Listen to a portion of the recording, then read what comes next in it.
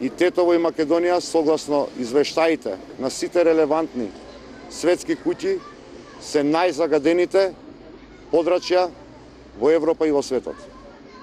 Тетово предначи по загаденоста во Македонија. Очигледно е дека на оваа власт не е важно здравјето на граѓаните. Единствено што им е важно е да ги полнат офшор сметките на нивните фирми. Велеа дека ХЕК Егуновце е една од причините за загадувањето од Тетово. Го затворија, оставајќи на улица околу 720 вработени.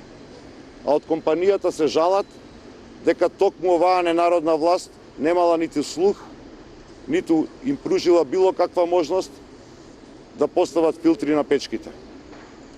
Социјалдемократскиот сојуз на Македонија има план за заштита на здравјето на граѓаните од оваа еколошка катастрофа. Нудиме поволни кредити за сите фирми кои што ќе ги запазуваат европските стандарди за еколошкото здравје на граѓаните. Меѓу другото, и за ХЕК Егуновце предвидуваме таков посебен третман со цел и да работи комбинатот и во исто време и луѓето и во исто време да не ја загадува околината во Тетово.